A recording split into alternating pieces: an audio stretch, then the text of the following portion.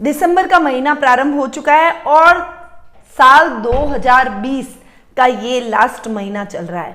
2020 कैसे आया और कैसे चला गया पता ही नहीं चला। सबकी लाइफ इस 2020 ने थमा दी। इसका नाम इतिहास के पन्नों पर दर्ज हो गया क्योंकि ये साल पूरा कोविड में चला गया।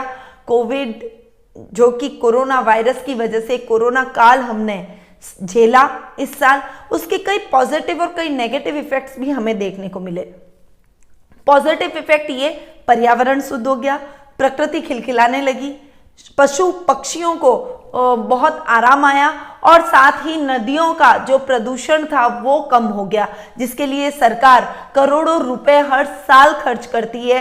करोड़ों रुपए खर्च करके नदियों के प्रदूषण को कम करने का प्रयास करती है, वो स्वतः ही कम हो गया। परंतु इस साल ने हमें बहुत ज्यादा इकोनॉमिकली हिलाकर रख दिया। 2019 में हम जिस जगह खड़े थे वहीं आज हम अपने आप को पा रहे हैं, क्योंकि हमने कोई भी ग्रोथ नहीं की, हम अपने जीवन में आगे नहीं बढ़े, प्रगति भी नहीं हमने नहीं की। परंतु इस साल ने, इस काल ने हमें रिश्तों के महत्व को समझाया, परिवार के महत्व को समझाया, घर के महत्व को समझाया, मानवता की ओर अग्रसर किया, परोपकारिता की ओर अग्रसर किया। और पूरे विश्व ने ये देखा कि भारतवर्ष पर के पास में सीमित संसाधन होते हुए भी इस बीमारी से लड़ने के लिए, उसके बावजूद भी हम सब कैसे एकजुट होकर इस बीमारी का सामना हमने किया है। और साथ ही परोपकारिता, मानवता का एक उत्कृष्ट उदाहरण हमारे इस भारतवासियों ने पूरे विश्व को बताया है कि हम कितने महान हैं, हमारे रिश्तों की कितनी कद्र करते हैं और मानवता की तरफ अगर समय आए तो हम सब एक बंद मुट्ठी बनकर मानवता की तरफ हमारे देश के लिए अपना योगदान देने में पीछे नहीं हटते हैं।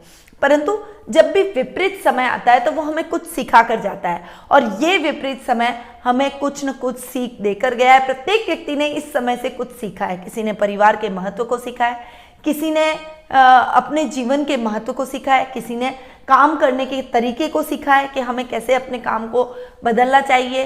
कोई अपने जीवन में हाईटेक हुआ है, कोई अपने जीवन के अंदर नॉर्मल लाइफ जीने की तरफ अग्रसर हुआ है। गैजेट्स को छोड़ के रिश्तों को महत्व देना हमने सीख लिया। तो ऐसी कुछ पॉजिटिव चीजें प्रत्येक व्यक्ति ने सीखी है। तो इन पॉजिटिविटी को अपने साथ लेकर चलना है। इस समय से सबक लेना है कि हम सभी इन जो भी सीख हमें मिली है उसको हम भविष्य में भी अपने साथ लेकर चलेंगे और इन विपरीत समय से हम जो सीख रहे हैं उसको हम हमारे जीवन में भी अप्लाई करेंगे। दिसंबर की बात निकली थी तो मैंने आपको इतनी बात करी।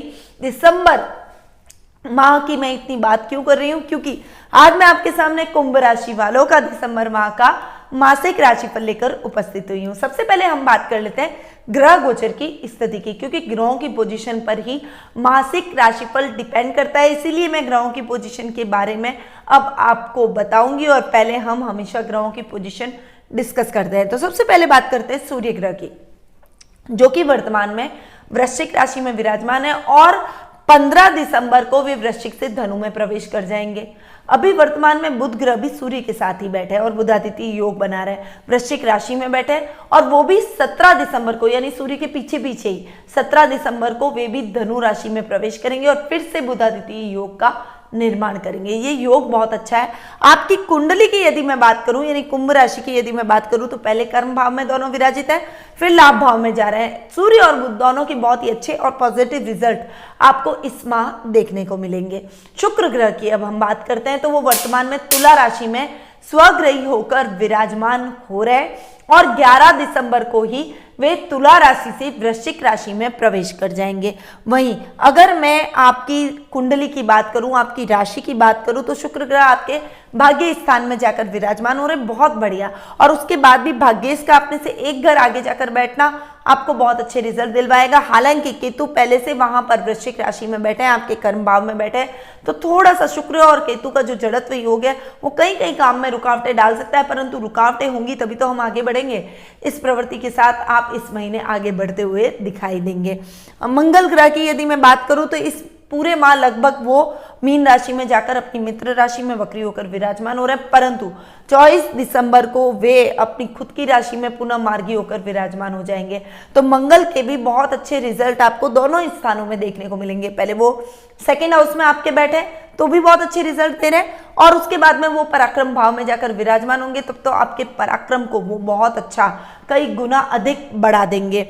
अब हम बात करते हैं शनि और गुरु ग्रह की। देखिए शनि शश योग बनाते हुए मकर राशि में जाकर विराजमान हो रहे हैं, स्वग्रही होकर बैठ रहे हैं, और गुरु अपनी नीचस्थ राशि में यानी मकर राशि में शनि के साथ युति कर रहे हैं।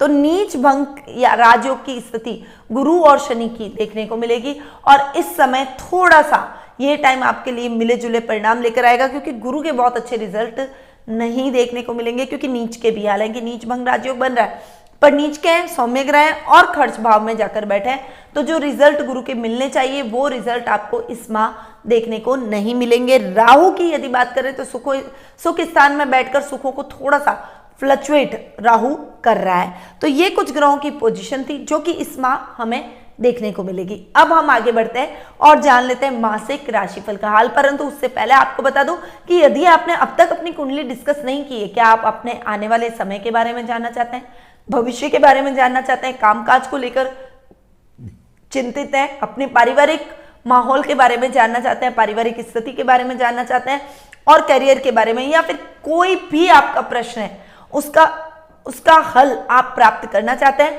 तो मेरे साथ में कुंडली विश्लेषण का लाभ आप प्राप्त कर सकते हैं। मैं आपकी कुंडली का आपके घर बैठे ही टेलीफोन के माध्यम से आपको समाधान करूंगी और आपकी कुंडली का एनालिसिस करके आपको बताऊंगी, और आपको उचित रेमेडीज भी बताऊंगी ताकि आपके जीवन में आपको सही मार्गदर्शन प्राप्त हो सके। तो नीचे दिए गए नंबरों पर संपर्क कीजिए और अपना अपॉइंटमेंट आज ही बुक करवाइए। व्हाट्सएप के माध्यम से भी आप हमसे जुड़ सकते हैं। आगे बढ़ते हैं और कुंभ राशि के मासिक राशिफल की जानकारी अब मैं आपको देने वाली हूं। सबसे पहले हम बात करते हैं पर्सनैलिटी की। तो पर्सनैलिटी की यदि मैं बात करूं तो आपके पर्सनैलिटी के भाव के स्वामी हैं शनि, जो कि अपने से 12वें जाकर बैठे, परंतु शनि स्वग्रही होकर बैठे हैं, खर्च भाव में बैठे हैं, तो आपको बहुत अच्छा शनि का रिजल्ट मिलेगा। इस समय आपकी पर्सनैलिटी न्याय प्रिय बनने वाली है। आप न्याय का साथ देते हुए, सच का साथ देते हुए दिखाई देंगे, क्योंकि शनि न्याय प्रिय देवता है, इसके साथ ही शनि सेवक भी है, इसलिए इस समय आप जी तोड़ अपने कार्य क्षेत्र में मेहनत करेंगे, लोगों के लिए भी बहुत हेल्पफुल रहेंगे, अपने परिवार को समर्पित रहेंगे, खासकर आपके दादा दादी का बहुत अच्छा समर्पण और प्रेम आपके साथ रहेगा, और आप भी उनका बहुत ज्यादा ख्याल रखेंगे। यानी ये महीना आपके साथ आपके दादा दादी और ददियाल पक्ष से बहुत अच्छी बॉन्डिंग का रहेगा।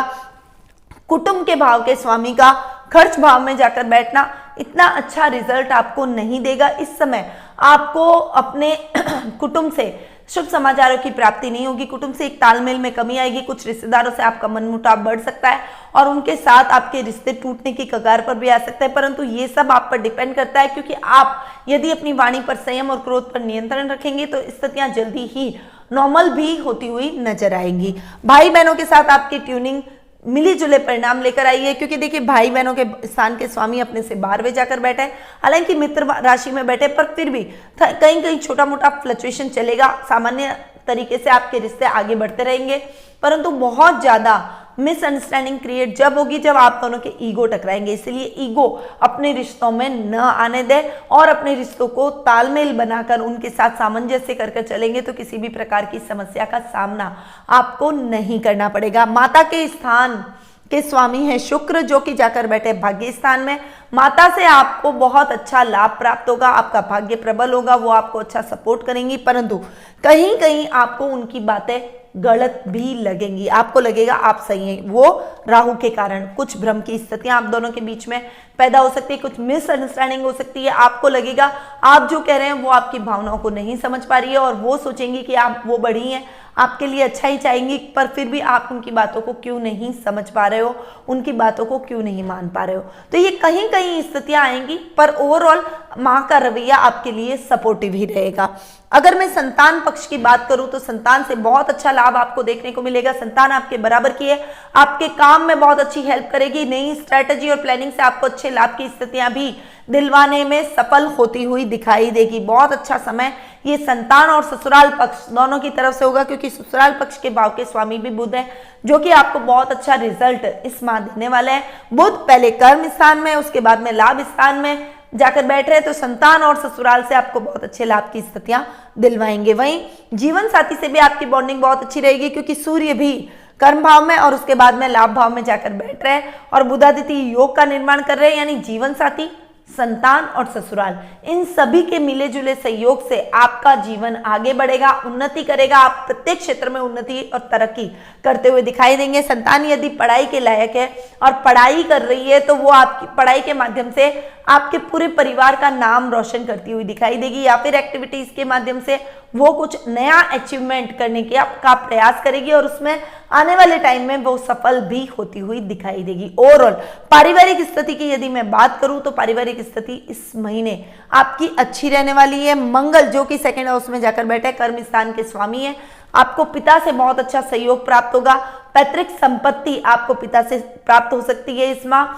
साथ ही आपके कार्य में भी वो कुछ इन्वेस्टमेंट कर सकते हैं, आपको काम में भी सपोर्ट कर सकते हैं, आपको नए घर की खरीदारी में सपोर्ट करते हुए दिखाई देंगे, कोई प्रॉपर्टी खरीदने में वो आपको पूरा सपोर्ट करते हुए दिखाई देंगे। ओवरऑल पारिवारिक स्थिति आपकी इस माह बहुत ही अच्छी सुदृढ़ देखने को मिलेगी। अब हम आगे बढ़ते हैं और जान लेते हैं आर्थिक पोजीशन के बारे में।